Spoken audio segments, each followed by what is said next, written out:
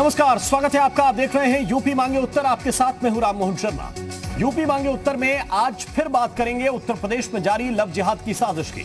और सवाल यह कि सिर्फ धर्मांतरण के इरादे से शादी करने वालों की साजिश कब तक चलती रहेगी। चाहे मेरठ की खौफनाक वारदात हो, चाहे लखीमपुर खीरी में नाबालिग बच्ची की दर्दनाक हत्या, कल सामने आया प्रयागराज का प्रकरण हो, या फिर आज कानपुर में आया वो केस जिसमें आरोप है कि 10 दिन तक घर में कैद करके धर्मांतरण के लिए लड़की का ब्रेन वॉश किया गया। अगर यह साजिशन नहीं हो रहा है तो लगातार कैसे हो रहा है और क्यों इन मामलों पर लगाम नहीं लग रही। सीएम योगी ने कल ही अधिकारियों के साथ बैठक करके लव जिहाद पर कार्रवाई के लिए कार्य योजना बनाने को कहा है। वैसे उत्तर प्रदेश विधि आयोग की एक सिफारिश साल भर पहले से सरकार के पास है, जिसमें यह कहा गया है कि सिर्फ निकाह के लिए धर्म बदला तो फिर जेल होगी। तो क्या यह जरूरत है कि यह ड्राफ्ट कानून की शक्ल में सामने आए? क्या अब की बार लव जिहाद पर वार होगा? चर्चा करेंगे, लेकिन उससे पहले एक रिपोर्ट आपको दिखाते हैं।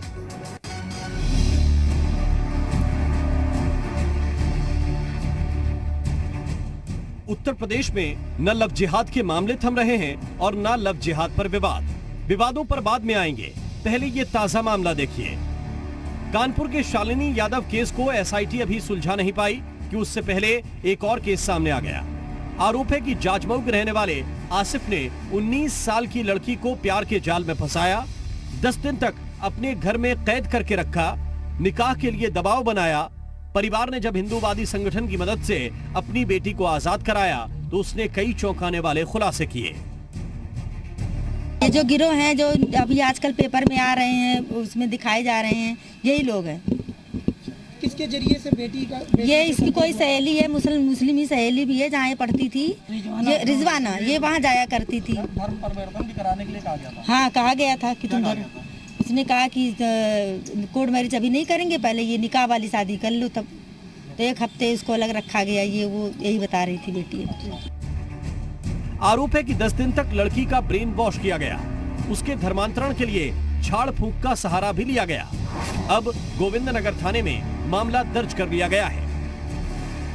ये जो जिनके साथ वो गए हैं उनके उस लड़के का नाम नफीस बताया जा रहा है, जो गाड़ी चलाता है और ये जाजमऊ का रहने वाला है। प्रथम दृष्टया जो बताया है उन्होंने, ये बताया कि वो पिछले 15-20 दिन से उनके संपर्क में थी। अभी शुक्रवार को ही प्रयागराज से भी लव जिहाद का गंभीर मामला सामने आया था। उत्तर प्रदेश में एक के बाद एक आते इन मामलों के बाद योगी सरकार ने अधिकारियों को लव जिहाद पर कार्य योजना बनाने के निर्देश दिए हैं। वैसे उत्तर प्रदेश लॉ कमीशन ने करीब 1 साल पहले ही लव जिहाद पर कानून का एक ड्राफ्ट सरकार को भेज दिया था, जिसका मर्म यह है कि धोखे या लालच में या सिर्फ निकाह के लिए धर्मांतरण नहीं हो सकेगा। मामले को बिना जिलाधिकारी के संज्ञान में लाए धर्मांतरण गैर कानूनी माना जाएगा। कई राज्यों ने इस विषय पर अपना कानून बनाया है और हमने इन सभी कानूनों का अध्ययन करके उत्तर प्रदेश सरकार को ये संस्तुति की है कि अगर लोभ, छल, कपट या डिवाइन डिस्प्लेजर, ईश्वरीय अप्रसन्नता या अच्छे इंस्टीट्यूट में पढ़ाने का लालच दे करके या अन्य किसी प्रकार से किसी का कोई धर्म परिवर्तन किया जाता है तो वो धर्म परिवर्तन दंडनीय होगा। अगर केवल शादी करने के उद्देश्य से किसी ने धर्म परिवर्तन किया है तो वो धर्म परिवर्तन पूरी तरीके से अवैध होगा। तो अब सवाल यह है कि क्या इन पुरानी सिफारिशों के आधार पर निकाह के लिए धर्म परिवर्तन गैर कानूनी हो जाएगा या फिर कुछ इससे भी सख्त होने वाला है? इसके अलावा एक सवाल यह भी है कि क्या कानून बनाने से लव जिहाद की साजिश को रोका जा सकेगा? ब्यूरो रिपोर्ट, जी मीडिया। और इस वक्त एक खास पैनल है चर्चा के लिए। मेहमानों से पहले आपका परिचय कराएं, फिर चर्चा की शुरुआत करते हैं। हरीश श्रीवास्तव जी हमारे साथ हैं, प्रवक्ता हैं भारतीय जनता पार्टी के।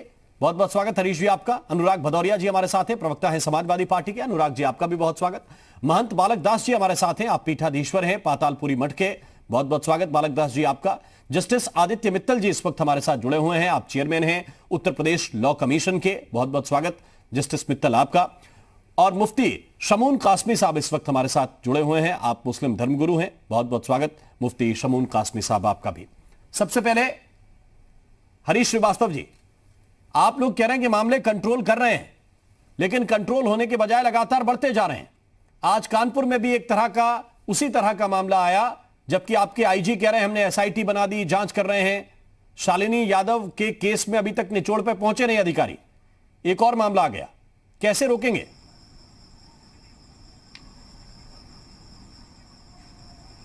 नहीं, निश्चित रूप से जिस तरह से आप मेरठ की घटना को ले लीजिए कि जिसमें फेसबुक पे जिस तरह से प्रेम जाल में एक महिला को फंसाया, शादीशुदा व्यक्ति था, और फिर उसको मर्डर करके जब ये उसका प्रकरण सामने आया कि वो शादीशुदा है या बहुत सारी बातें सामने आई, तो उसका मर्डर करके उसी घर में उसने उसको गाड़ दिया था। तो ये अगर वो मामला भी खुलता नहीं, अगर उसकी किसी सहेली को कुछ चीज़ें जानकारी थी जिसने इसका खुलासा कुछ क्लू दिया था, जिसके आधार पर पुलिस ने उसके पूरा खुलासा किया। तो इस तरह के अनेक, अभी जो लखीमपुर की घटना सामने आई कि जिसमें एक दलित लड़की के साथ उसको प्रेम जाल में फंसाया और फिर धर्म परिवर्तन का दबाव देने लगा और फिर रेप करके और हत्या कर दी। तो ये जो बहुत सारे मामले, ये तो हालिया कुछ मामले आए हैं पिछले वर्षों में, आप देख लीजिए तो अनेक घटनाएं इस तरह की मिलेंगी। तो इस पे जो माननीय मुख्यमंत्री जी ने जो अधिकारियों को दिशा निर्देश दिए हैं वो निश्चित रूप से स्वागत योग्य हैं। इस पर कुछ कड़े कदम उठाए जाने चाहिए, कुछ ऐसे कड़े कानूनी प्राविधान होने चाहिए कि ताकि इस तरह से लोभ लालच में या इस तरह से जो भावनात्मक प्रेम जाल में फंसा करके एक लंबे अरसे से सब धर्मांतरण की और लव जिहाद में फंसा करके इस तरह से निकाह करने की इस तरह चल रही हैं षड्यंत्र, ये इस पे रोकथाम हो सके और जो मासूम बच्चियां और जो महिलाएं इस जाल में फंस जाती हैं उनकी भी रक्षा हो सके। तो इस दृष्टि से जो माननीय मुख्यमंत्री जी ने अधिकारियों को दिशा निर्देश दिए हैं वास्तव में स्वागत योग्य हैं। और जैसा कि आपने बताया कि विधि आयोग ने पहले से ही एक वो दे रखा है अपने रिकमेंडेशन, तो मुझे लगता है कि इस पर शीघ्र ही सरकार कुछ न कुछ कड़े कदम उठाएगी। अनुराग भदौरिया जी, सख्त कदम उठाए जाने की जरूरत है क्या? क्योंकि कई जगह देखिए जबरन हो रहा है। बिल्कुल, देखिए मैंने पहले भी आपको बोला था, आज फिर बोल रहा हूं, उत्तर प्रदेश में पहले से बहुत सारे कानून हैं।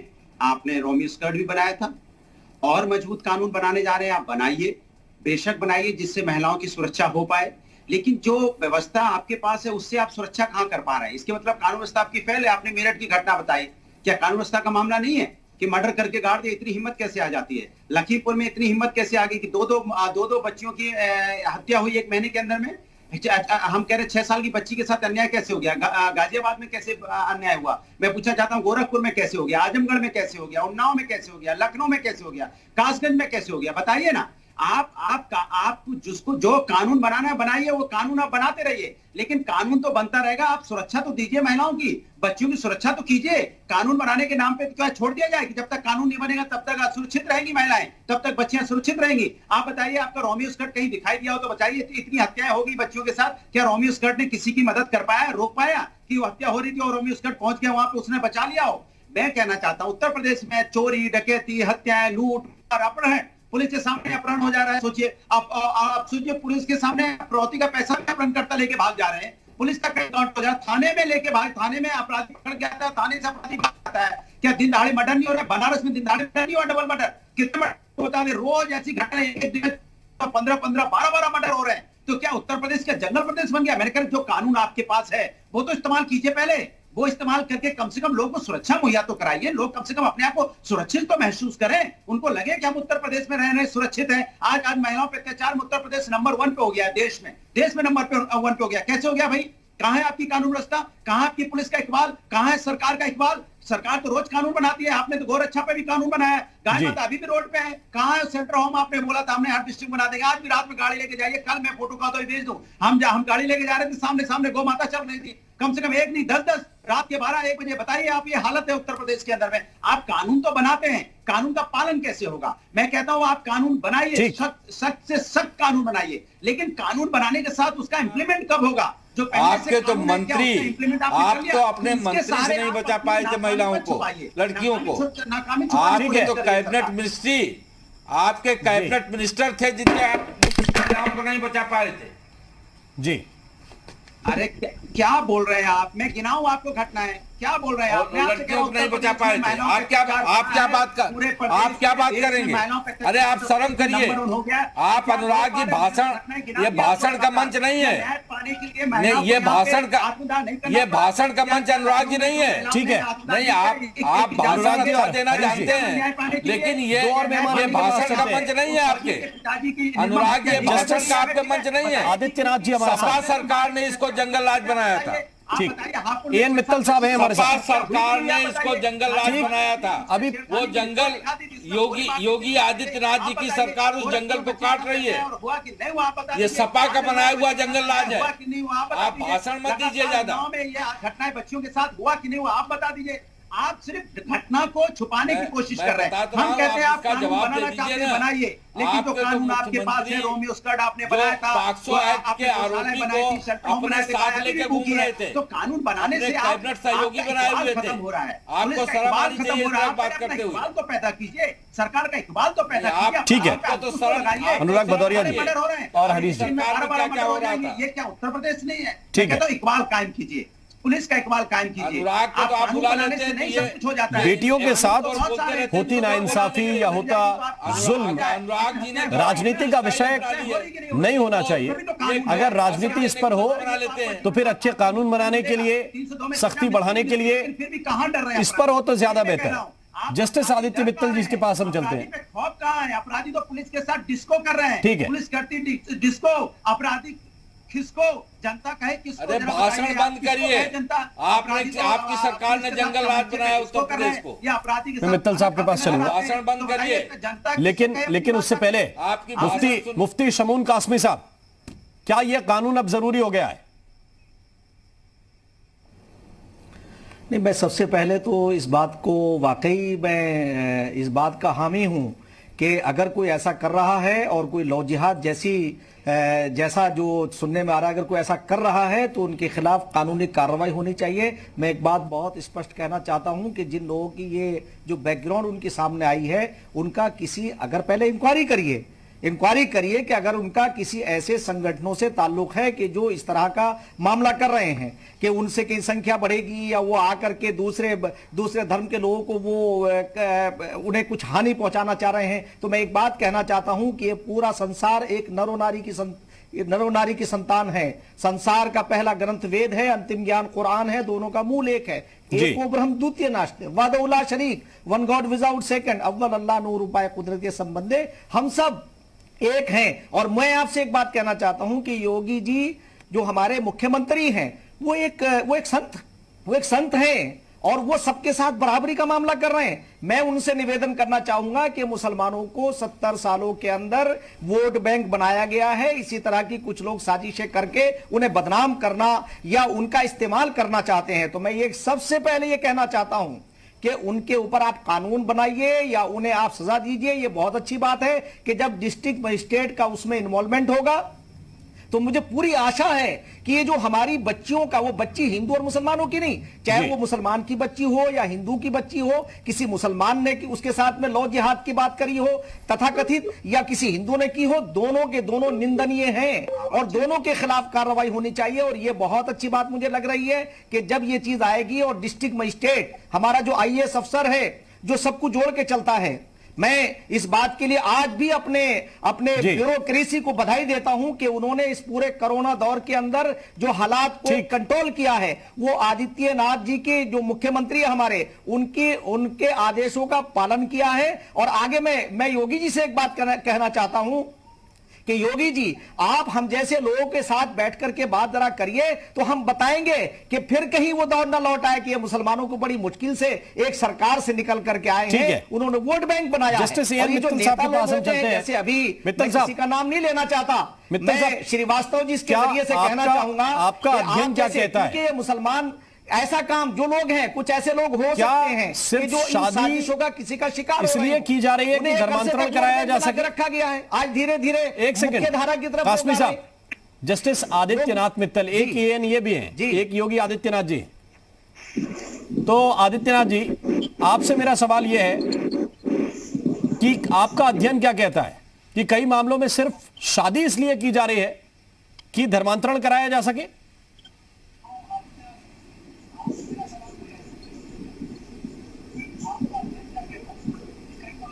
मित्तल साहब, आप हमें सुन रहे हैं?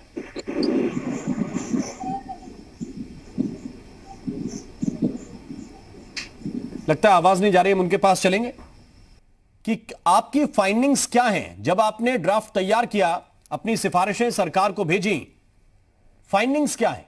क्या धर्मांतरण करने के मकसद से ही प्यार का एक दिखावा किया जाता है और उसी के लिए निकाह करने की कोशिश होती है?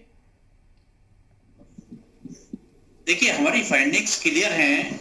भारत के संविधान में प्रत्येक व्यक्ति को यह अधिकार प्राप्त है कि वो किसी भी धर्म को अपना सकता है, परंतु धर्म परिवर्तन के समय उस व्यक्ति को एक निर्धारित प्रक्रिया का पालन करना पड़ेगा और उस प्रक्रिया के अंतर्गत उस व्यक्ति को जिला मजिस्ट्रेट के सामने अपना आवेदन करना होगा। जिला मजिस्ट्रेट उस आवेदन को संज्ञान में लेंगे और जिस पादरी या मौलवी या पंडित के माध्यम से धर्म परिवर्तन किया जाना है, उसके संबंध में भी संबंधित जिला मजिस्ट्रेट जांच करेंगे कि वो पादरी या मौलवी या पंडित जी वो उस धर्म के बारे में सक्षम ज्ञान देने के लिए सक्षम है या नहीं है।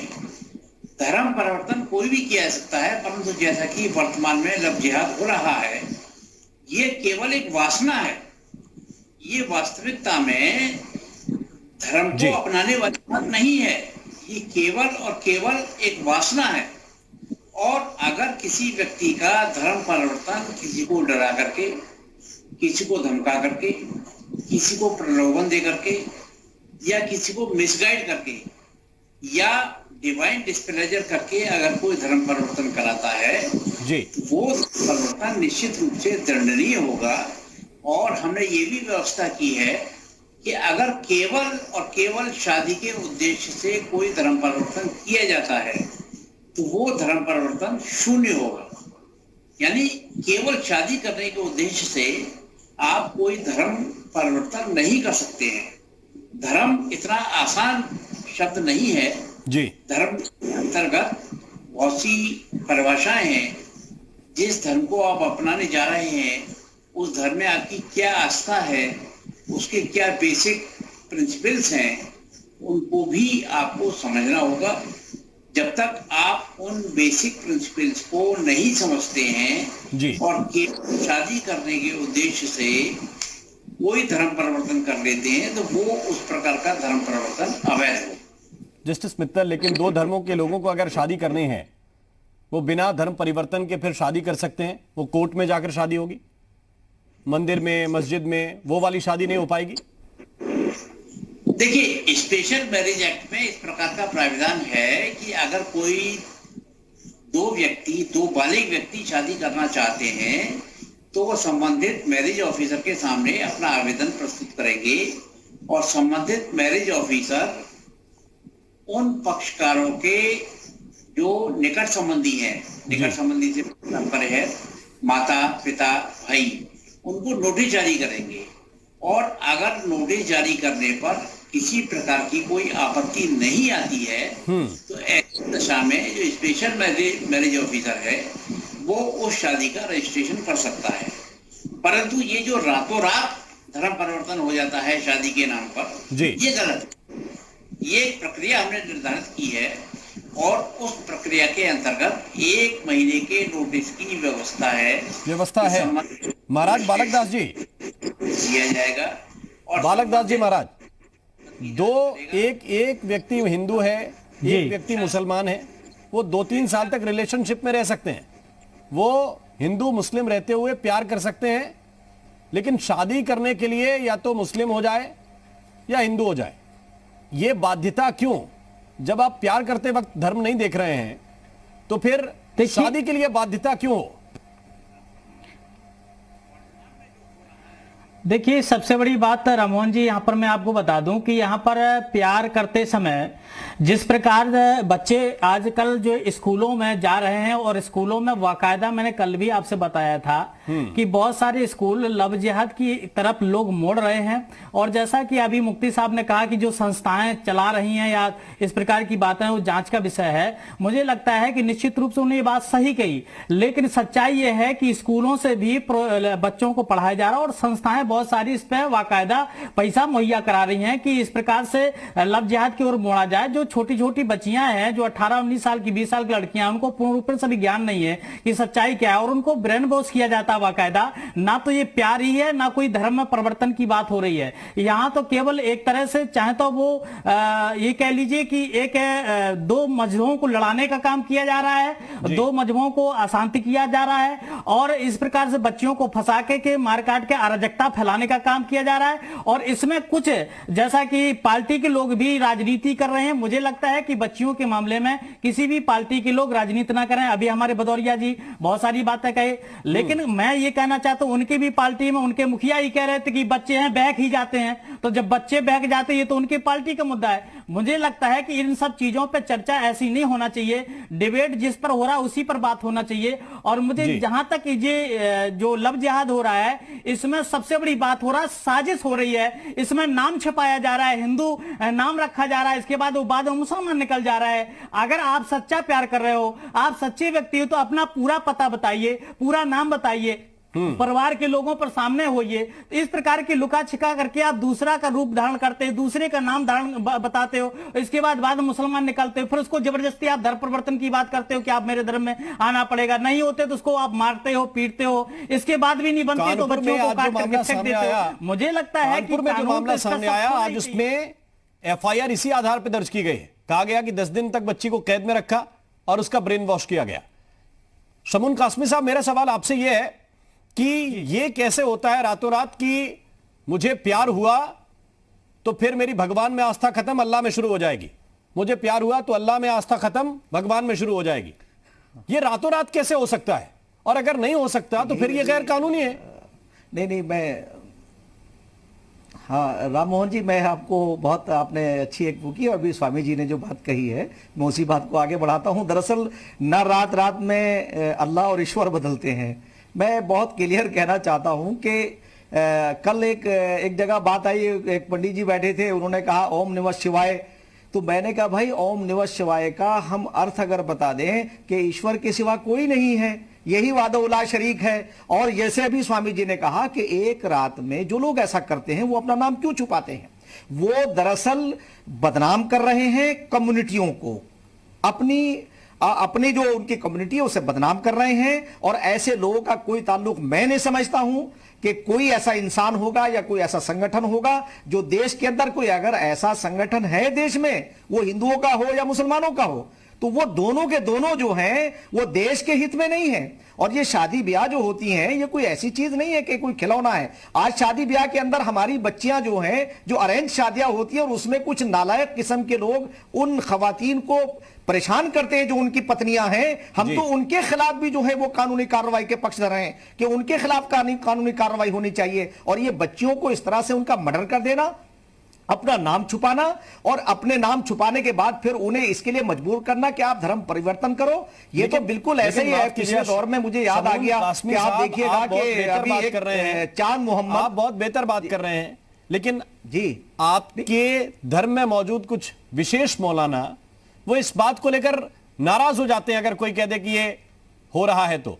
और ये तथ्य है, FIR दर्ज हो रही है, कार्रवाई हो रही है, बच्चियों के मर्डर हो रहे हैं। जब वो विशेष मौलाना आए, नहीं मैं ये कह रहा हूं कि वो क्यों इस तरह से, जब वो विशेष मौलाना आए तो मुझे जरूर बुलाइए और मैं उनसे जिन्हें फतवा देने की आदत है, मैं तो उन्हें तो फतवा इस बात पे देना चाहिए कि भाई साहब आपने नाम गलत बताया तो आप इस्लाम से खारिज हैं। इसी वाकई मैं आपकी बात से सहमत हूं। मैं आपसे ये बता दूं कि मैं उन लोगों के बारे में कहना चाहता हूं और आपके जरिए से राम मोहन जी, आप बहुत उम्दा, मेरी पहले भी आपसे बात हुई, आपके जरिए से एक बात कहना चाह रहा हूं कि हमारे मुख्यमंत्री, मैंने देखा उन्हें कि कोरोना काल के अंदर उन्हें कोई भेदभाव नहीं किया किसी सरकार में। अगर जो बच्चे वहां से कोटा से आए तो उसमें हिंदू मुसलमान नहीं थे, वो बच्चे थे हमारे प्रदेश के, जो मजदूर थे, उनके लिए अगर उनके खातों में पैसे गए, भेदभाव नहीं था। तो इसलिए मैं आदित्यनाथ जी से एक रिक्वेस्ट करना चाहूंगा हरीश श्रीवास्तव के जरिए से कि आप जो है ऐसे लोगों को बिठाइए, हम उनसे बात करने को तैयार हैं। हम समाज में ऐसे लोगों को अलग थलग करेंगे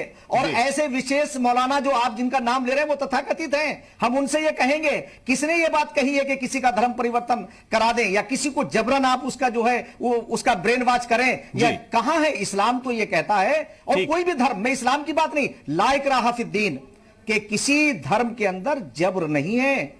अगर आप जबरदस्ती करेंगे तो ये मजहब नहीं है। उसके लिए जो है आपको बता दें, मैं तो ये रिक्वेस्ट करना चाहूंगा, आदित्यनाथ जी हमारे एक धार्मिक आदमी है और हम भी धर्म को मानते हैं, वो हमारे साथ बैठे, हम बताएंगे कि इनके ऊपर कैसे कंट्रोल हो सकता है। ठीक है, मैं श्रीवास्तव जी से ये कहना चाहूंगा कि आप डिस्कशन करिए, मुफ्ती शमून कासमी आपके लिए तैयार है। श्रीवास्तव मामले तो कई सामने आए, जो इस चीज का सिफारिश 1 साल पहले हो चुकी थी, दूरियों को बढ़ा रहे हैं। हरीश श्रीवास्तव जी, ऐसा नहीं करना चाहिए, हम उसका जस्टिस आदित्य मित्तल साहब ने करीब 1 साल, नवंबर का महीना था पिछले साल, तब ये सिफारिश लेकर गए थे और सौंपा था वो पूरा ड्राफ्ट। अभी और वक्त लगेगा मंथन करने में? मामले आपको कमजोर नजर आ रहे हैं या ड्राफ्टिंग कमजोर नजर आ रही है? कुछ तो बताइए।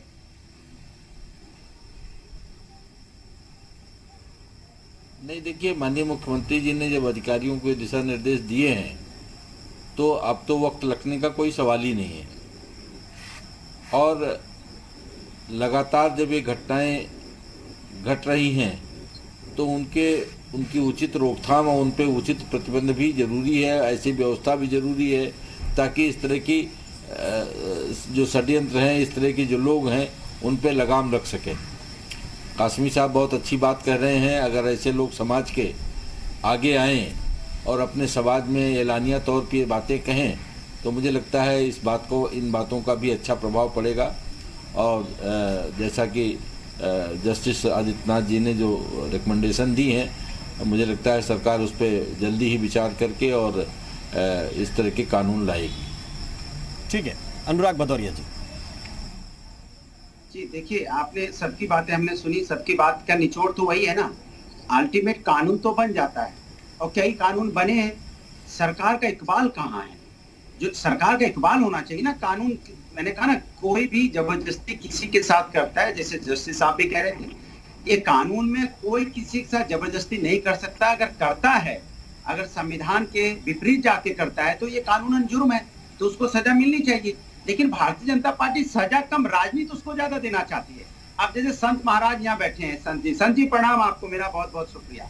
संत जी, आपको समाजवादी पार्टी दिखाई दी, भारतीय जनता पार्टी का जो यहाँ पे लगातार हत्याएं, चोरी, डकैती, मर्डर, अपहरण हो रहा है वो दिखाई नहीं दिया आपको। समाजवादी पार्टी की तो बातें याद है भाई, समाज तो संत हैं आप, तो आपके लिए हम और बीजेपी क्या, कांग्रेस क्या, दूसरी पार्टी आपके लिए तो बराबर होना चाहिए। मैंने ये कहा भदौरिया जी, मैंने ये कहा कि इस पर राजनीति करने की जरूरत नहीं। वर्तमान में जिस पर डिबेट हो रहा है, बात देखिए होना चाहिए। तो आप सरकार को कोसने लगते हैं, तो बीजेपी ये कर रही, तो कांग्रेस ये कर रही, सपा ये कर रही, बसपा ये कर रही।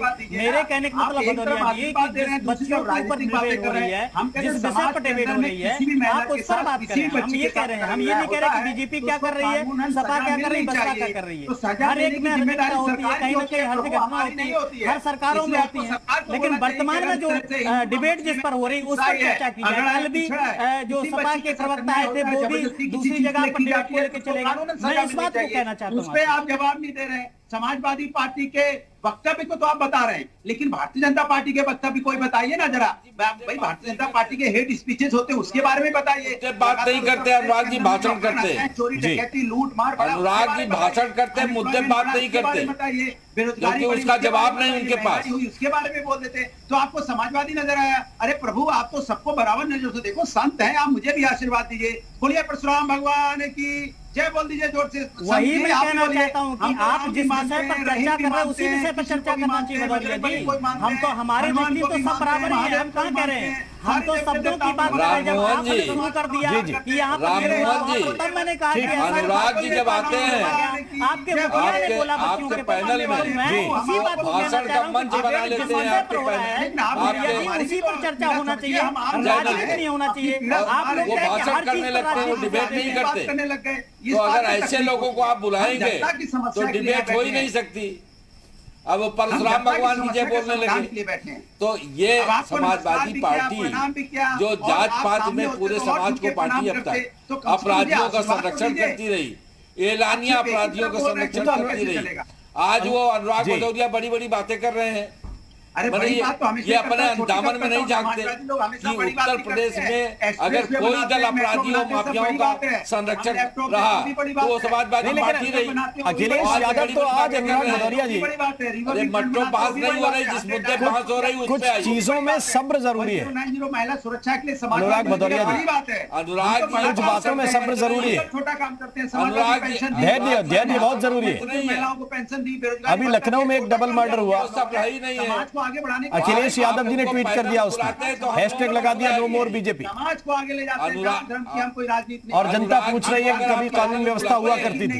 डिबेट के लिए मत बुलाया कीजिए जी, उनका भाषण करा दिया कीजिए। अनुराग भदौरिया जी, और आप बोलिए, आप एकाध श्रीवास्तव जी काम गिना दीजिए, एक हॉस्पिटल का नाम बता दीजिए, एक स्टेडियम का नाम बता दीजिए। ठीक है अनुराग, ये भाषण का मंच नहीं, आप भूल जाते हैं। हरीश श्रीवास्तव जी, अनुराग जी, अनुराग ये भाषण का मंच। अनुराग जी थोड़ा धैर्य और सब्र जरूरी है। राम मोहन जी, मैं वही बात कर रहा हूँ।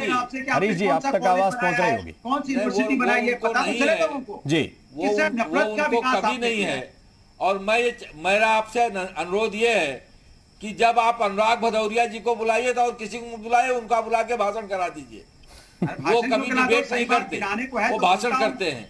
तो बाकी लोगों को वक्त काहे को जाया हो, उनका भाषण आपका चैनल सुने और वो भाषण दे। गलत करें तो वो भाषण के लिए तो उनको पर्याप्त वक्त मिल जाएगा। इस तरह डिबेट बुलाने क्या मतलब है? वो डिबेट करते ही नहीं, वो भाषण करने लगते हैं। ठीक, अच्छा है कि नहीं, दिल्ली आराम से पहुंचते कि नहीं, बताइए ईमानदारी। अनुशासन समाजवादियों को आता नहीं बिल्कुल। हमने जेरूसलम पार्क बनाया, कितना अच्छा है, लोग सुबह टहलने जाते हैं। बताइए मैं गलत कह रहा हूँ तो मित्तल साहब आप ही बता दीजिए। मित्तल साहब आप बता दीजिए, छोड़िए हमारी बात मत सुनिए ना, बीजेपी की सुनिए। ठीक है, समय से अनुराग भदौरिया जी को बुलाइएगा तो मुझे ईमानदारी से बताइए, भाषण सुनने नहीं आया। अच्छा नहीं है टहलने के लिए? समाजवादी पार्टी के अनुराग भदौरिया आके भाषण करें। ठीक है, डिबेट को भाषण का माध्यम, अनुराग जी भाषण का माध्यम बना, ये बात अच्छी नहीं। जस्टिस मित्तल साहब, एक क्लोजिंग रिमार्क आपसे जरूर लेंगे। वो जो ड्राफ्ट आपने भेजा, अच्छा है कि नहीं? अब जरूरत आपको महसूस हो रही है क्या? आपको तो तभी हो रही थी क्योंकि आप तो ड्राफ्ट पहले से बना रहे हैं। इस वक्त की क्या जरूरत है, क्योंकि लगातार मामले पिछले 10 दिन से हम देख रहे आ रहे हैं। ये जल्द आना चाहिए कानून की शक्ल में। कुछ और एड ऑन करना हो तो कर सकते हैं अधिकारी। मैं ये बताना चाहूंगा कि उत्तराखंड, मध्य प्रदेश, राजस्थान, अरुणाचल प्रदेश, छत्तीसगढ़, अनेक राज्यों ने इस विषय पर अपना कानून पहले से बना रखा है। और उत्तर प्रदेश चूंकि सर्वाधिक आबादी वाला क्षेत्र है और उत्तर प्रदेश में इस प्रकार की घटनाएं काफी हो रही हैं, इसलिए हमारा ये मानना है कि जब छोटे छोटे राज्य, उत्तराखंड जैसे राज्य, छोटे छोटे छत्तीसगढ़ जैसे राज्य इस विषय पर कानून बना सकते हैं जी, तो हमारे उत्तर प्रदेश राज्य को भी इस विषय पर कानून बनाना चाहिए। ठीक, ये एक्सप्रेस में अच्छा है कि नहीं सर, बता दीजिए। चलिए, अनुराग भदौरिया जी बहुत बहुत शुक्रिया। हरीश श्रीवास्तव जी, जस्टिस मित्तल, शमून कासमी साहब, महंत बालक दास जी, आप सभी का बहुत बहुत शुक्रिया, बहुत बहुत धन्यवाद हमारे साथ इस चर्चा में जुड़ने के लिए। तो बड़ी बात यही है कि उत्तर प्रदेश आबादी के लिहाज से भी सबसे बड़ा है और बहुत संवेदनशील भी है। तो संवेदनशीलता को देखते हुए और जिस तरह के मामले लगातार सामने आ रहे हैं, इस पर अब जरूरत यह है कि कार्रवाई भी सख्त हो, पुलिस भी थोड़ी सी सख्ती दिखाए और कानूनी रूप से सरकार क्या कर सकती है उस दिशा में भी सोचा जाए। यूपी मांगे उत्तर में अभी के लिए बस इतना ही। नमस्कार।